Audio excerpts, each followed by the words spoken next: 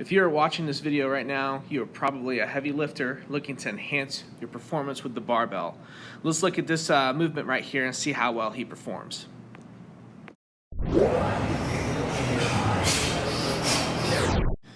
Let me actually pause and take a few steps back. Based off of his approach and his demeanor with the barbell right now, do you think he's going to get this weight?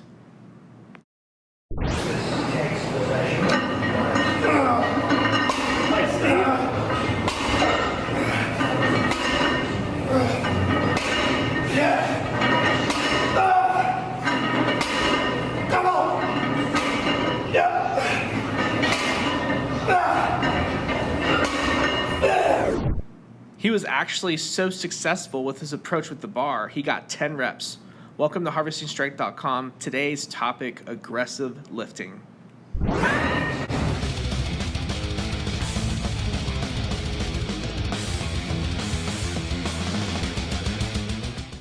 Hey guys, welcome to HarvestingStrength.com. What we're going to do for this video is look at some lifters and their aggressive techniques, and throughout this video discuss how people were integrating the thoughts of using more of a aggressive approach, getting more psyched up, and utilizing that U-curve of arousal when it came to certain movements and why they chose to use it for certain movements. We're going to talk about the application-based, how to get psyched into a lift, and then how to elevate your performance based off that. So stay tuned, let's check it out, and let's see what you can do to elevate your performance with the barbell. Come on, so with our aggressive approach, we're trying to enhance our performance with the barbell. Right here you see James hitting up the squat. He's got his prep ready, he's got everything set up, and he had talked about before how he was just getting mentally focused for this lift. And at the end, you watch him get psyched in right here. He starts to move his hands, gets a little yell in. What we're trying to talk about right now is how to do this approach. How do you get psyched into a lift? First thing, changing gears. That back slap right there triggers the lifter into thinking, it's time to go, I gotta change gears and get ready for this big lift. Sometimes you see baseball players wrap their wrists with their glove or some kind of habitual thing to get them to change gears and get ready. You got it, baby. Go. Right here, getting psyched in. It's the final touch.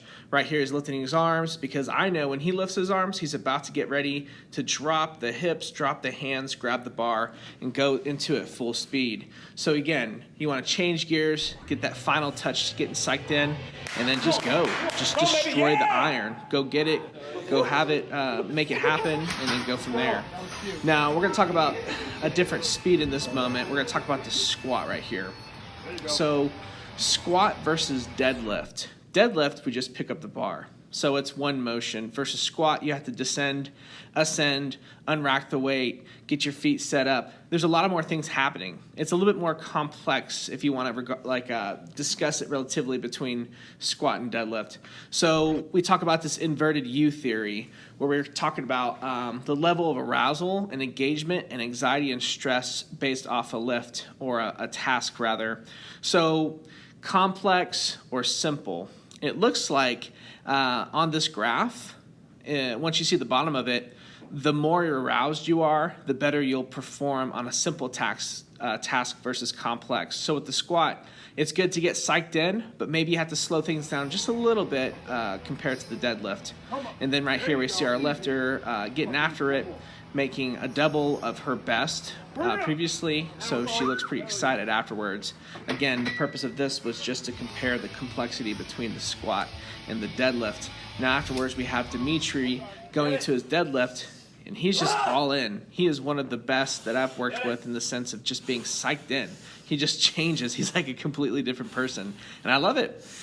He gets in here, you can see it in his face, you can see it in his eyes. He's just going in there and he just wants to destroy things with bad intentions. Doesn't quit on the bar, lets his big old bodacious biceps make some work happen, and there he is, getting happy, excited, about to get a little bit of a reward for his effort.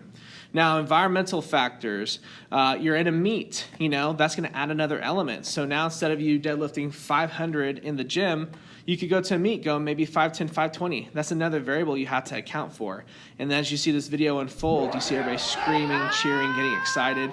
That's a big thing too. So again, we're talking about all the different variables and components of that aggressive mentality with the barbell.